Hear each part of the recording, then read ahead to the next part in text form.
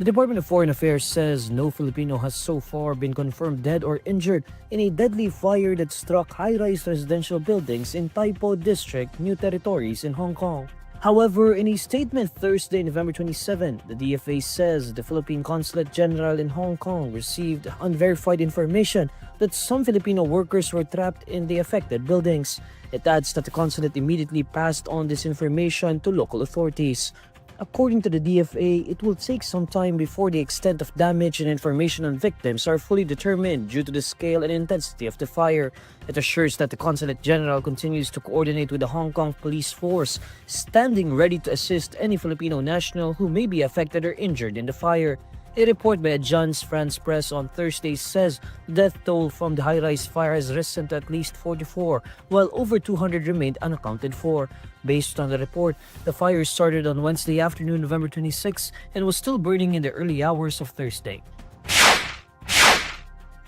House Majority Leader Sandro Marcos assures the Independent Commission for Infrastructure that he is ready to cooperate with the body regarding its investigation into flood control project anomalies. In a letter to ICI Chairperson Andres Reyes Jr. dated November 26, Representative Marcos says he supports the body's efforts to uncover the truth behind the country's infrastructure woes. The House Majority Leader emphasizes that he is ready to appear at any time before the ICI. The House official appeals to Reyes to inform his office of the schedule that ICI may deem appropriate for his appearance. Former Ako Bicol Representative Zaldico earlier released video statements linking Representative Marcos to the insertion mess for the 2025 national budget. Ko was the House Appropriations Committee chair during the bulk of the 19th Congress. Ko claimed that Representative Marcos made insertions when budget discussions reached the bicameral conference committee stage. According to the former lawmaker, Representative Marcos inserted at least 50 billion pesos in the past 3 years. The presidential son disputed Ko's claims on Tuesday, November 25, saying that it seems Ko wants to bring down the current administration as a way out of accountability for the budget issues. Representative Marcos claimed that intelligence reports state that Ko is working with people who want to destabilize the government. Over the past 2 months, the ICI has been probing into the involvement of different lawmakers in ghost or anomalous flood control projects. The ICI recommended to the Office of the Ombudsman on Wednesday, November 26, the filing of criminal and administrative cases against Ko and other lawmakers who have links with companies that were awarded government contracts.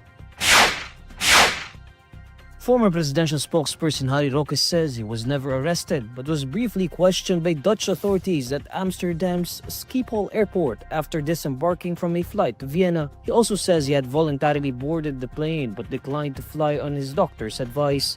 In a Facebook livestream Wednesday night, November 26, Roque reiterates that Austrian authorities are supposedly responsible for his protection. Citing Dutch authorities, he says it was because his visa and asylum bid are linked to Austria despite his application being filed in the Netherlands. Roque recounts how he was brought to the airport. Hindi po totoo na inaresto ko ha. Pinadalhan lang nila ako ng Uber. Yung Uber naman, nagpunta sa police station. Sa police station, pinasakay ako sa isang van. Diniretso na ako sa airport. Nung papasok na ako sa airport, pumasok muna yung dalawang airport police na escort ko sa captain and explain ang case ko. Binigay ang case folder ko kasi wala sa akin ang passport ko. No? Do you want to take this flight? Sabi ko, no. Why not? Because my own doctor said, it is unfit. I am unfit to fly. So sabi ko, why? Tapos sabi nila, so why did you come to the airport and why did you board the plane? Because I thought I had no choice. Now, matapos po akong pinababa, dinala ako sa isang parang airport detention facility. Roque says Dutch authorities reportedly conducted a brief questioning. He says they investigated him for possible violation of the Dutch Alien Act, claiming he had absconded by refusing the flight. Sabi ko, really? How could I have absconded when I voluntarily boarded the plane, took my seat, and the only thing I did was to answer a question? Do you want to take this flight? And I said no, because my doctor said I should not take this flight. Not one doctor, but two doctors. Number two, how could you say I absconded when you know very well from my medical certificate that I cannot lift anything, and yet I have 7 pieces of very heavy luggage? Does a person who abscond travel with 7 luggages when they cannot carry their luggage? Number one. Number two, how could I have absconded when I voluntarily entered the plane? I was offloaded because I was asked if I wanted to take the flight. I said no, because my doctor said so. Roque says the authorities left after 20 minutes and later returned to inform him he would not be charged and was free to go. Two prosecutors also returned his luggage and escorted him out of the airport, where friends picked him up. Reports that Roque had been arrested circulated online on November 25, but he denied this and even showed a copy of what appeared to be his boarding pass to Vienna, Austria. Earlier, Roque said he was scheduled to fly from the Netherlands to Austria under the Dublin regulation for European Union asylum seekers.